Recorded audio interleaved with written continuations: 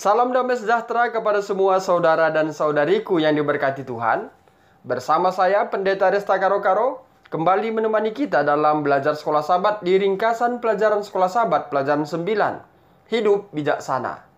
Ringkasan pelajaran pekan ini dibagi menjadi 3 poin penting. Yang pertama adalah hikmat Kristen berakar pada wahyu Allah. Poin yang kedua, hikmat Kristen adalah gaya hidup yang diubahkan oleh Roh Kudus. Poin yang ketiga, hikmat Kristen adalah terang keselamatan dan penyembahan.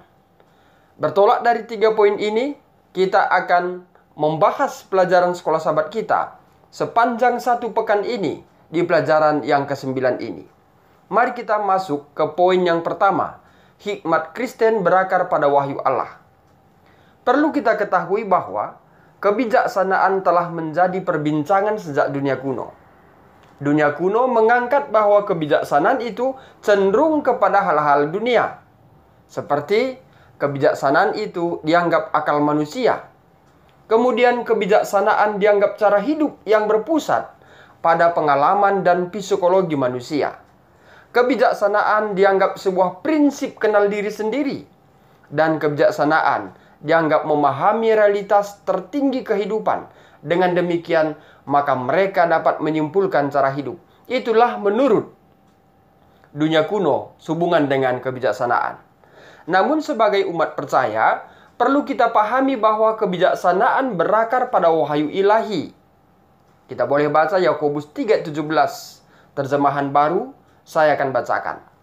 Tetapi hikmat yang dari atas adalah pertama-tama murni, selanjutnya pendamai, peramah, penurut, penuh belas kasihan, dan buah-buah yang baik, tidak memihak dan tidak munafik. Inilah kebijaksanaan menurut Alkitabiah. Itu sebabnya Rasul Paulus membandingkan kebijaksanaan orang kafir dan orang percaya. Mari kita simak. Rasul Paulus menyampaikan bahwa kebijaksanaan orang kafir adalah menghargai cerita cabul, mabuk-mabukan, seks tidak senonoh, tindakan amoral, perilaku yang serba membolehkan. Kita boleh temukan dalam Efesus 5:3-14. Kemudian Rasul Paulus juga menyampaikan kebijaksanaan sehubungan dengan orang percaya, yaitu menurut orang percaya penghakiman terakhir akan datang. Ketika nilai sesungguhnya dari segala sesuatu akan menjadi nyata, orang percaya selalu mengingat bahwa ada penghakiman. Kutipan sekolah sahabat kita di Penuntun Guru mengatakan, kita harus membandingkan hal-hal rohani dengan rohani. Kita harus menguji segala sesuatu, tetapi berpegang teguh hanya pada apa yang baik, apa yang memiliki kepercayaan ilahi yang memberikan kepada kita motif dan prinsip sejati yang sesungguhnya mendorong kita untuk bertindak. Orang yang menjadikan Alkitab atau percaya kepada Tuhan sumber landasan kebijaksanaan akan selalu membandingkan dan memilih yang terbaik. Mari kita masuk ke poin yang kedua, hikmat Kristen, gaya hidup yang diubahkan oleh Roh. Gaya hidup yang diubahkan oleh Roh memiliki kebiasaan dalam kepenurutan kepada Allah. Mereka juga hidup di dalam kasih.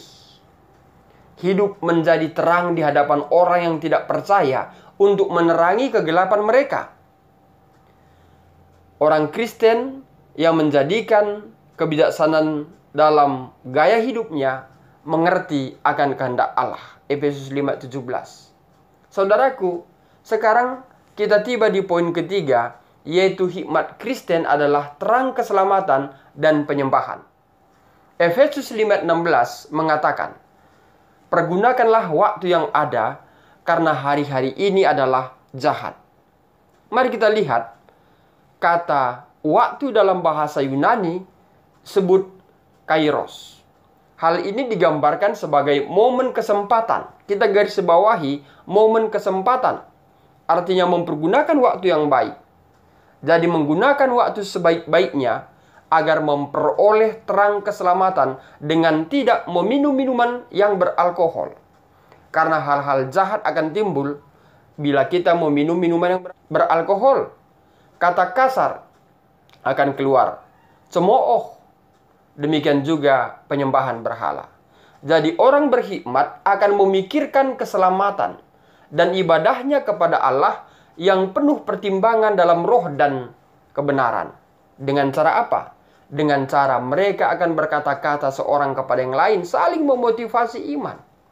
Memuji Tuhan dengan kidung pujian dan nyanyian rohani. Mereka akan mengucap syukur senantiasa. Dan mereka juga merendahkan diri satu sama lain. Mereka takut akan Tuhan. Kita boleh lihat dalam Efesus 5 ayat 18 sampai ayat yang ke-20.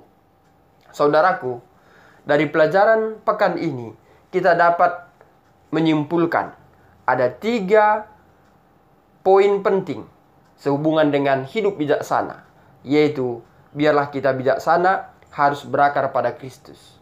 Poin yang kedua, kebijaksanaan orang Kristen harus menjadi gaya hidup agar dapat menerangi kegelapan orang yang tidak menganggap salah segala perbuatan jahat dan cemar. Lalu poin yang ketiga, hikmat Kristen tidak saja menerangi kegelapan, tetapi memprioritaskan penyembahan dan keselamatan. Saudaraku, demikian pelajaran sekolah sahabat kita dalam ringkasan pelajaran sekolah sahabat di pelajaran 9. Saya Pendeta Resta Karo-Karo, Gembala Distrik Labuhan Batu Rantau Prapat, pamit undur diri dan akhir kata saya sampaikan, Tuhan Yesus memberkati.